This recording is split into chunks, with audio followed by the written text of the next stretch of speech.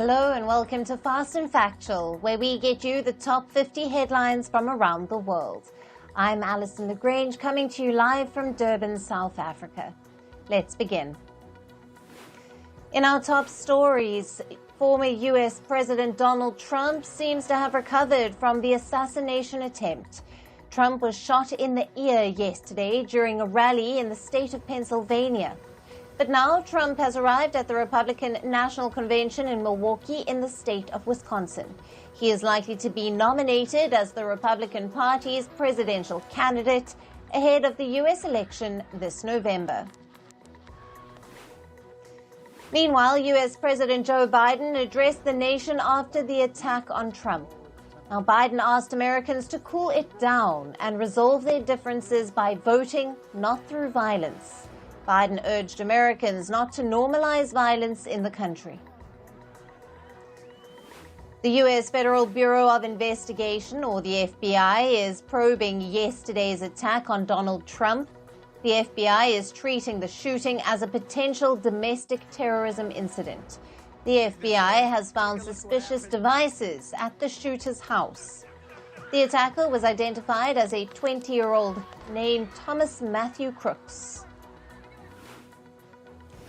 Israeli strikes in central Gaza's Nusrat refugee camp have struck a UN-run school sheltering displaced Palestinians. Now, according to Gazan officials, the strike has killed at least 15 people. The Israeli military has said that the school building was being used by terrorists as a hideout and as a base for attacking Israeli troops. The strike marked Israel's fifth attack on a school-turned-shelter in the last 8 days. The Israeli military has said that its strike near Khan Yunis city in southern Gaza has killed senior Hamas commander Rafa Salama. Now, Israel believes that Salama was one of the masterminds of the October 7th attack. He was also a close aide of Hamas's military chief, Mohammed Deif. Now, Israel struck the town of al-Mawazi on the 13th of July to target Mohammed Deif. However, the Israeli military has not confirmed if the strike killed the Hamas military chief. Hamas says Deif is alive. According to Gazan officials, the airstrike on the al-Mawazi killed at least 92 people. Israeli authorities have said that a suspected attacker rammed a car into a bus stop in central Israel yesterday. The attack injured 4 people. The suspect, who is believed to be from East Jerusalem, was fatally shot by Israeli security forces. Poland has said that it is considering intercepting Russian missiles targeting Ukraine. Now, Poland's foreign minister, Radoslaw Sikorski, has said that the proposal was put forward by Kiev. The Polish government is evaluating Ukraine's proposal. China and Russia are holding joint military drills, Maritime Interaction 2024. According to the Russian Defense Ministry, the drills will include air defense as well as anti-submarine exercises. The drills are expected to conclude on the 17th of July. Meanwhile, the Belarusian and Chinese militaries held joint counter-terrorist exercises. The drills were conducted near Belarus's border with Poland. Belarusian state media showed videos of troops parachute jumping and practicing field battles. The Belarusian Defense Ministry has said that the drills involve training troops for a series of strategic maneuvers. In India's capital, New Delhi, a massive fire erupted at a school uniform shop yesterday. The fire then spread to a nearby restaurant. Dozens of firefighters and over 20 fire trucks were rushed to the spot to douse the flames. KP Sharma Ali has been sworn in as the Prime Minister of Nepal for the 4th time. Now, this comes after his Communist Party forged a coalition government with Sherpa Durba's centre-left Nepali Congress. The former Prime Minister Pushpa Kamal Dahal, or Prachanda, was ousted to pave the way for Ali. Prachanda lost a vote of confidence in Nepal's parliament last week. Voters are lining up at polling stations in Rwanda to elect their next president. 66-year-old incumbent Paul Kagame is expected to cruise to victory. Kagame has won the last 3 elections with more than 93% of the vote. In 2015, a constitutional change in Rwanda removed term limits for the presidential office. A car bomb attack in Somalia's capital Mogadishu killed at least 9 people and injured 20 others. The bomb exploded outside a restaurant near Somalia's presidential palace. The explosion destroyed several vehicles and damaged multiple buildings. The terror group Al-Shabaab has claimed responsibility for the attack. In climate news, in Nepal, search teams have retrieved 11 more bodies from a river. This is after a landslide triggered by torrential rain pushed 2 buses into a flooded river last week. The buses were carrying over 60 people. Over 300 rescue workers have been deployed in search of the missing passengers. In southwest China, heavy rain has battered the municipality of Chongqing. Severe waterlogging has flooded streets and houses in some parts of the city. Emergency personnel have evacuated over 300 residents from more than 150 houses. A raging thunderstorm injured 34 people in western Slovakia. The injured people were attending a music festival in the Tressen city. Strong winds and rain damaged the tent set up for the festival. In the U.S. state of Texas, nearly 1 million homes and businesses are still without power in the aftermath of Hurricane Beryl. Fierce winds and rain severely affected the state's energy infrastructure. Power companies are still working to restore power. The hurricane made landfall in Texas a week ago. A raging wildfire in eastern Canada has forced the evacuation of over 9,000 residents in and around Labrador City. Reports say that a fairly controlled fire turned into a 10,000-hectare inferno, and the authorities have also put the nearby town of Wabush on evacuation alert. And Russia has declared a state of emergency in the city of Novorossiysk. Now, forest fires are raging around the city, and officials say that over 32 hectares are on fire. The fires have intensified due to the intense heat, strong winds, and dry thunderstorms. British scientists are now using artificial intelligence to monitor the ocean. At the UK's National Oceanography Centre, AI is being used in a rapid climate change program. Scientists there are using AI-assisted plankton monitors to see how the oceans are responding to climate change. And on to business and tech news. China's economy grew by 4.7% in the second quarter of this year. The growth rate was slower than what analysts had estimated. It was also below the 5.1% economic growth China saw in the previous quarter between January and March. Lower investment in infrastructure and manufacturing, along with the ongoing real estate sector downturn, has been attributed to the slow growth. Meanwhile, the prices of new homes in China continued to decline last month. As per the official data, home prices fell by 4.5% in June, compared to the same period last year. This is China's fastest rate of home price decline in the last 9 years. This comes as the country's property sector has been facing a slump. Several Chinese real estate developers have defaulted amid heavy debt and a slowdown in housing demand. And Kuwait's state-owned energy firm Kuwait Oil has discovered a huge deposit of oil and natural gas in an offshore field. The field is located to the east of Kuwait's Failaka Island. Now, early estimates suggest it contains 2.1 billion barrels of light oil and 5.1 trillion cubic feet of gas.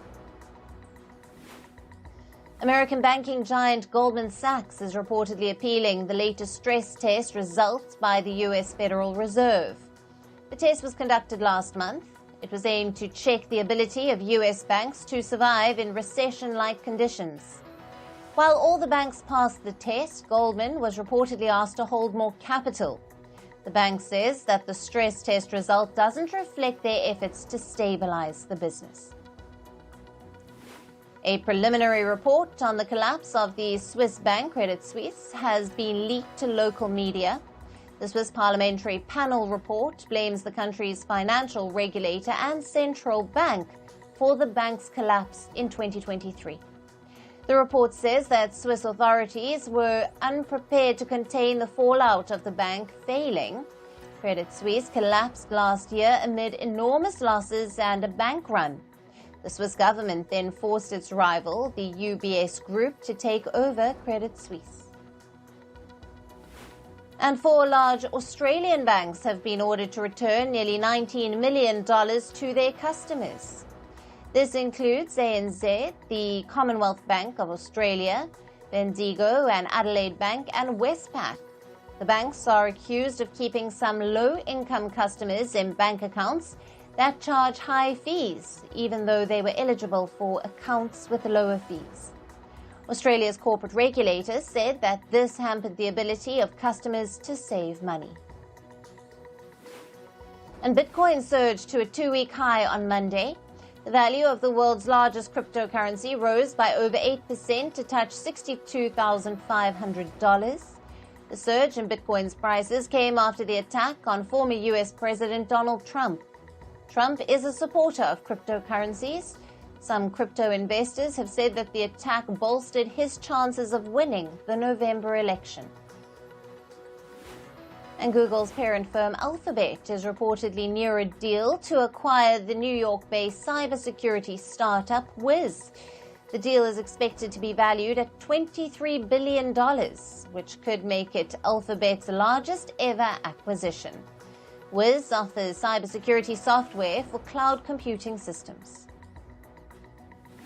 And whistleblowers from the artificial intelligence firm OpenAI have filed a complaint with the U.S. Securities and Exchange Commission. They allege that the company's non-disclosure agreements, or NDAs, with its employees are overly restrictive. The whistleblowers claim that the agreements required employees to waive their federal rights. They have urged the U.S. market regulator to examine whether OpenAI's NDAs comply with American market rules. And global smartphone shipments rose by 6.5% in the second quarter of this year. This is according to a report by the American market research firm IDC. Smartphone shipments were led by Chinese smartphone brands. Xiaomi's worldwide smartphone deliveries rose by 27%, while Vivo's shipments rose by 22%.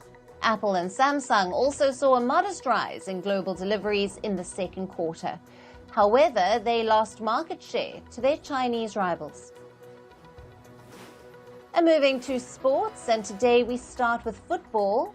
Spain have been crowned the UEFA Euro 2024 champions. They defeated England 2-1 in the final of the tournament. The Spaniards opened scoring through the winger Nico Williams early in the second half. England's Cole Palmer came off the bench and equalised in the 73rd minute. Then Mikel Oyarzabal had netted Spain's second goal with just 4 minutes left to play to seal the match. Spain have now won the Euros for a record 4th time. And Spain's rising sensation Lamine Yamal is making waves in the football corridors.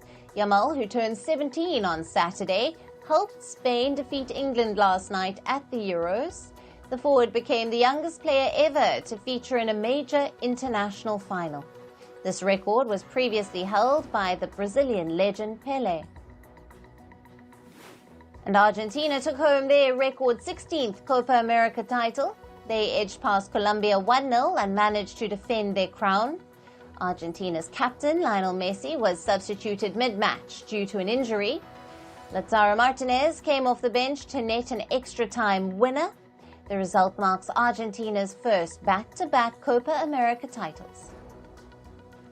In tennis, Spain's Carlos Alcaraz successfully defended his title at Wimbledon.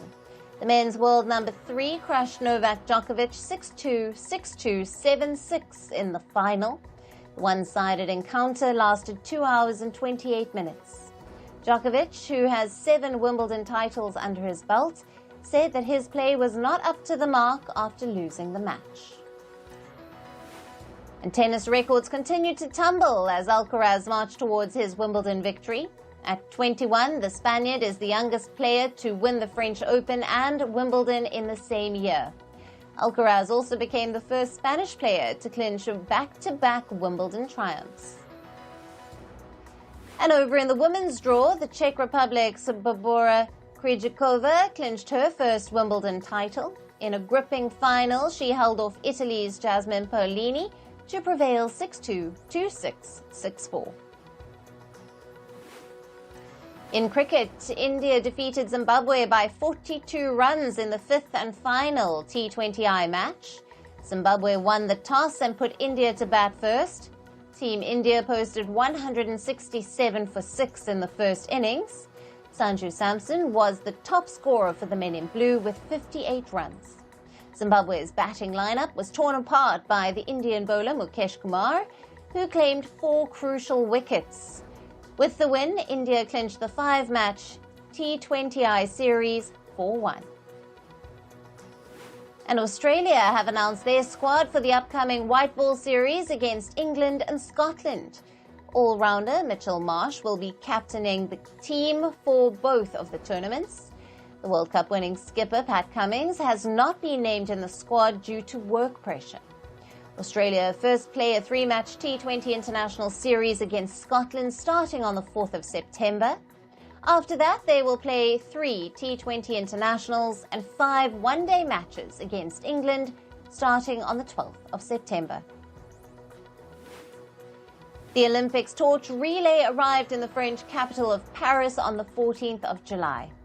Former French international footballer and the coach of France's Olympic squad, Thierry Henry, had the honor of kicking off the torch relay. The relay will pass through some of Paris's most iconic landmarks, like the Notre Dame Cathedral, the Louvre, and the Grand Place. Now, it will finally culminate at the opening ceremony of the Olympics, which will be held on the 26th of July. And in golf, Spain's Sergio Garcia clinched his first live individual win on home soil. He was initially trailing India's Abhishek Lahiri, but caught up with him on the final day. They tied and Garcia won in a playoff with a short putt. This was the first title for Garcia since he joined the new Saudi-backed Live Golf Circuit in 2022. And in entertainment news, just hours before Indian singer Diljit Dosanjh's sold-out concert in Toronto, Canada's Prime Minister Justin Trudeau stopped by the venue. He met with Dosanjh and his crew to wish them good luck for the show.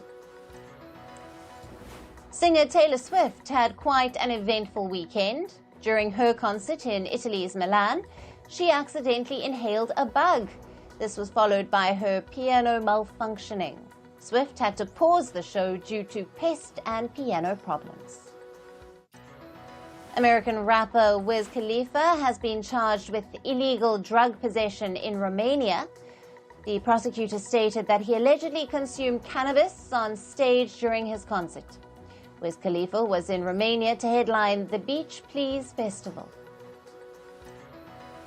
American actor and director Tim Robbins has slammed conspiracy theories linking his film Bob Roberts to the assassination attempt on Donald Trump.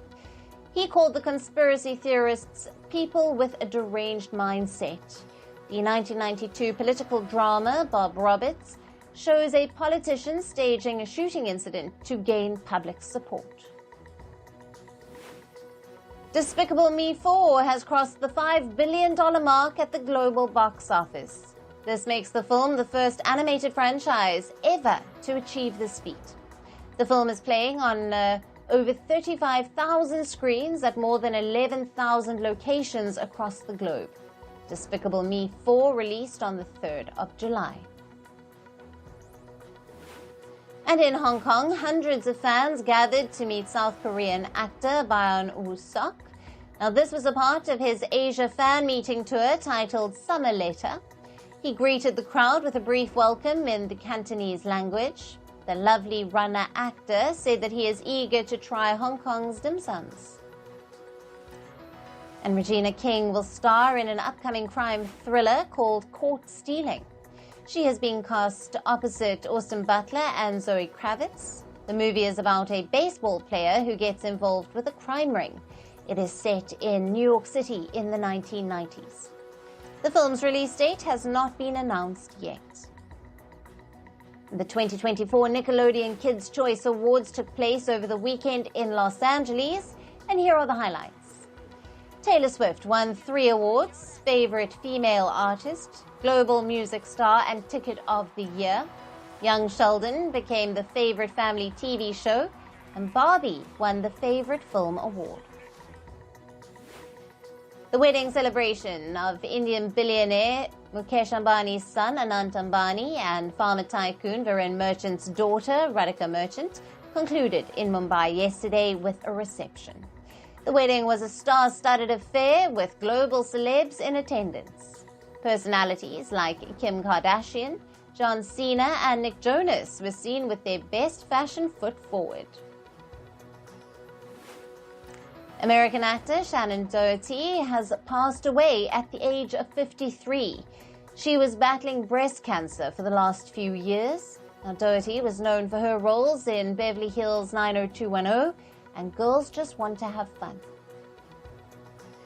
And that's all on this episode of Fast and Factual. Thank you for watching. Stay tuned to Firstpost.